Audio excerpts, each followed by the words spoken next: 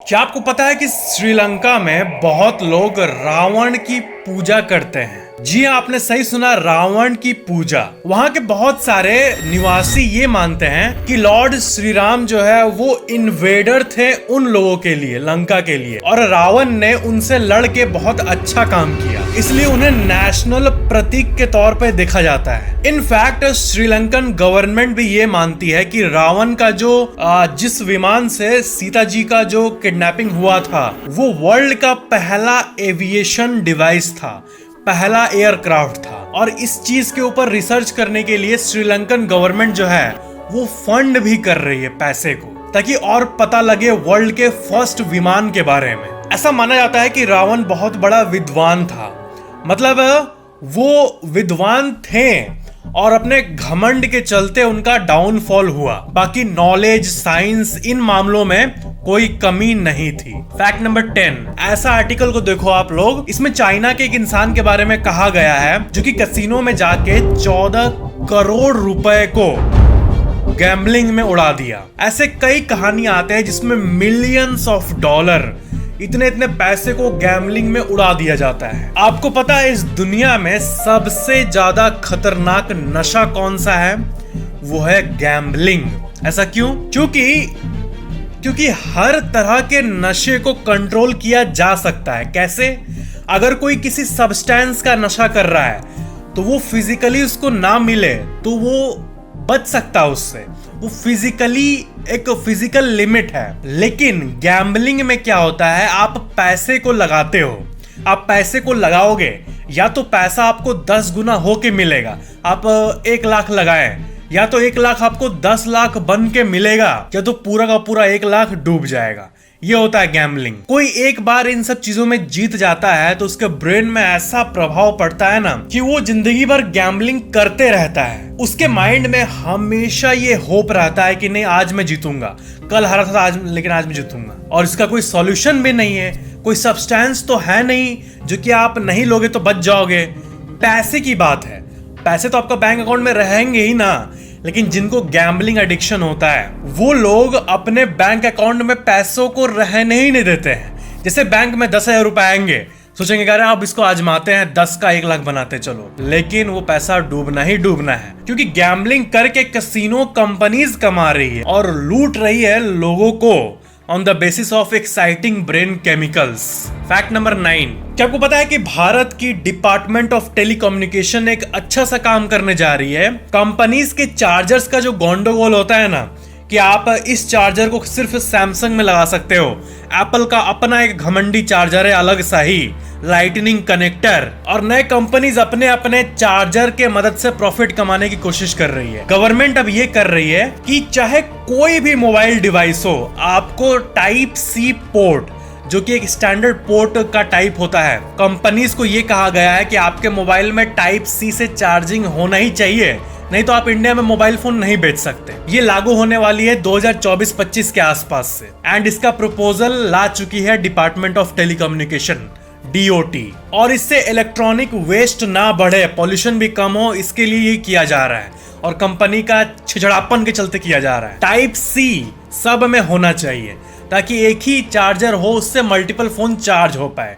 क्या बिना मतलब का प्रॉफिट कंपनीज का हो रहा है, और इससे लॉस तो इन्वायरमेंट को पहुंच रहा है ना। अलग अलग टाइप का चार्जर लाकर दे देंगे, lightning connector, USB type B, अलग अलग टाइप के नाम देके टाइप निकाल देंगे चार्जर का। तो इन आर्टिकल्स को आप देख सकते हो, इंडिया ने टाइप C चार्जिंग को मैंडेटरी कर दिया है। फैक्ट नंबर 8, एक बहुत ही मस्त फैक्ट आपको बताने जा रहा हूं, इससे पुराने जमाने के लोगों के टेक्नोलॉजी के बारे में मालूम होगा आपको। गुजरात में ये टेम्पल है श्री सोमनाथ ज्योतिर्लिंग टेम्पल। इस टेम्पल में एक बहुत ही अमेजिंग सी बात है, आप जान के चौंक जाओगे। ये जो टेम्पल है, यहाँ से आप अगर एक स्ट्रेट लाइन खींचोगे जो कि नीचे जा रही होगी धरती के मैप पे, तो बीच में कोई भी आइलैंड नहीं पड़ता है दूर दूर तक, साउथ पोल तक। और ये टेम्पल हजारों साल पहले बनी है, लेकिन उस टाइम का अगर आप लिखा हुआ एक जगह पे यहाँ पे देखोगे तो संस्कृत में ये लिखा होगा दक्षिण ध्रुव के बारे में, और इसका मतलब आप डिकोड करोगे तो आपको ये पता चलेगा इसमें इसी बात का मेंशन है कि दूर तक, साउथ पोल तक कोई भी चीज बीच में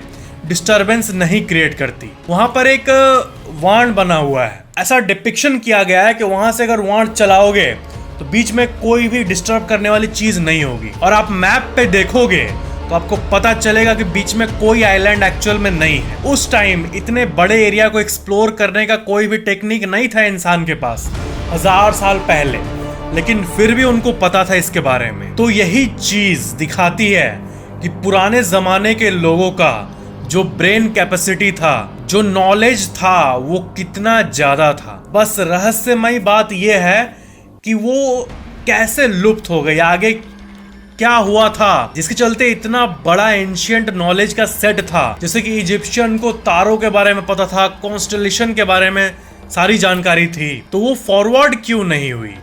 और हमें अभी के टाइम पे मिस्टीरियस तरीके से क्यों पता चल रहा है इन चीजों के बारे में? वो नॉर्मली कैरी फॉरवर्ड क्यों नहीं हुई नॉलेज? फैक्ट नंबर 7, देखो ये एक फैक्ट है कि लोन रिकवरी एजेंट्स, आपको पता ही होगा ये कौन है।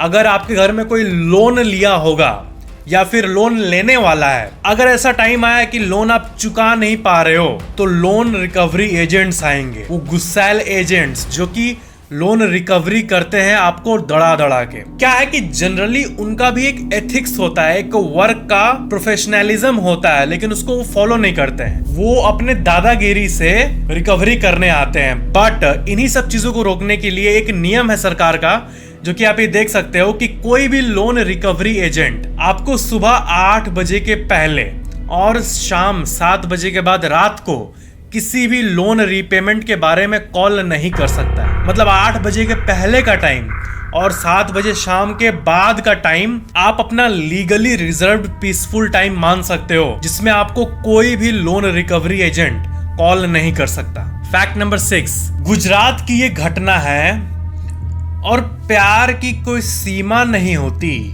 इस बात को एक कपल ने प्रूव कर दिया है। गुजरात में एक लड़के की गर्लफ्रेंड उसके बिहाफ पे एग्जाम दे रही थी।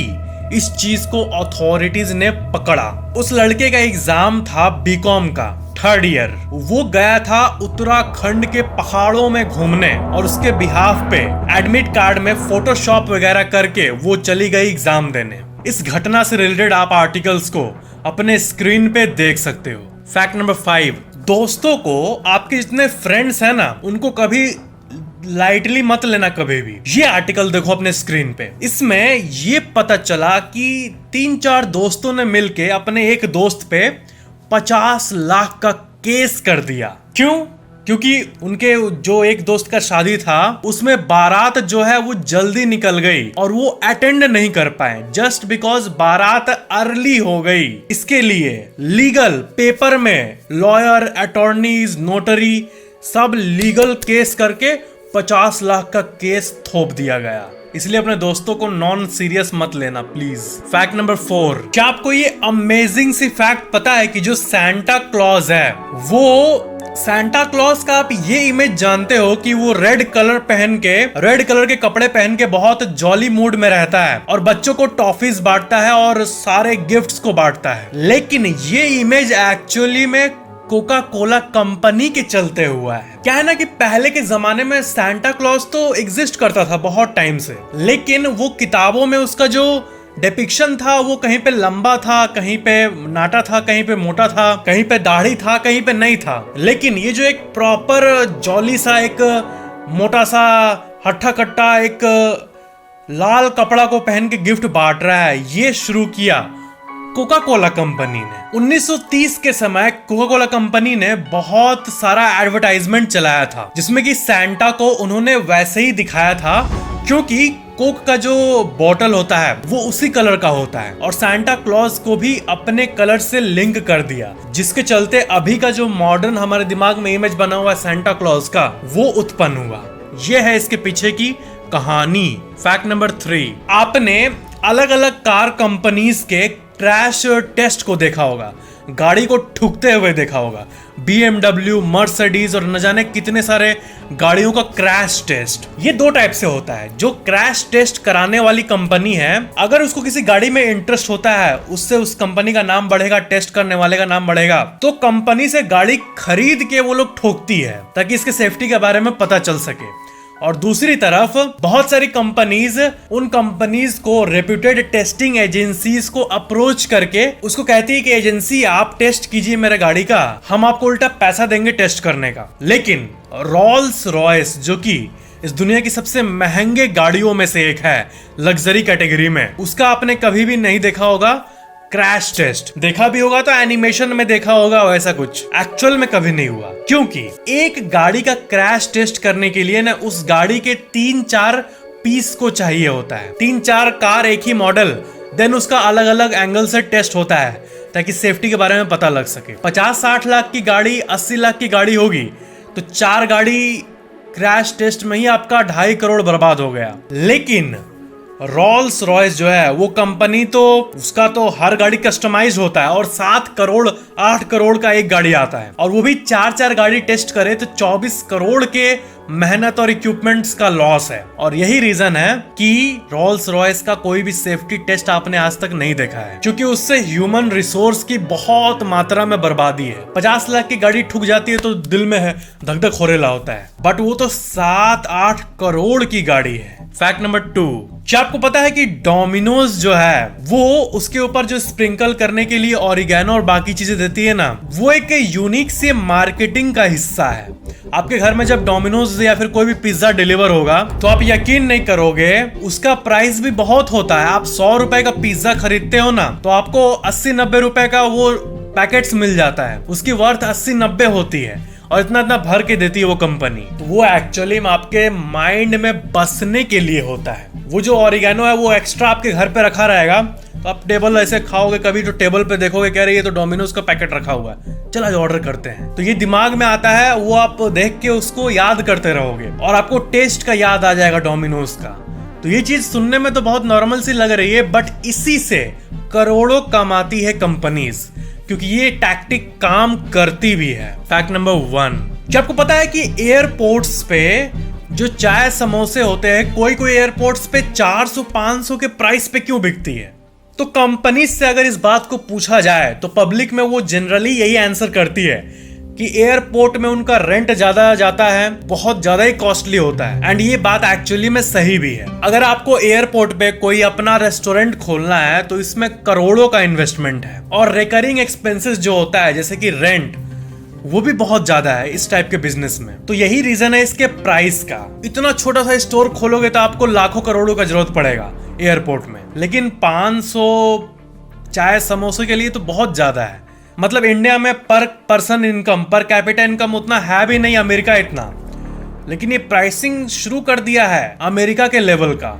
और आपको ऐसे ऐसे रिपोर्ट्स, ऐसे ऐसे ट्वीट्स देखने मिल जाएंगे कि मैंने एक समोसा खाया और चाय पिया और मेरा बिल 500 बन गया। और मेरे ख्याल से इस पे कैप लगना चाहिए, नहीं तो वो दिन दूर नहीं जब अमेरिका की तरह आपको हेयर कट कराने के लिए 5,000 रुपए देने पड़ेंगे और समोसा चाय के लिए 1,000-2,000 कॉमन हो जाएगा। मतलब कुछ ज्यादा ही उड़ा उड़ी चल रहा है यहाँ पे। तो ये थे आज के फैक्ट्स। वीडियो को लाइक जरूर करना और इस चैनल को सब्सक्राइब करके बेल आइकन पे क्लिक करके ऑल पे जरूर क्लिक कर लेना, ताकि आने वाले सभी अमेजिंग फैक्ट्स के वीडियो का नोटिफिकेशन आपको सबसे पहले मिल जाए। और भी बहुत सारे वीडियोस आपके स्क्रीन पे है, आप इसको क्लिक करके देख सकते हो। Thank you so much for watching this video.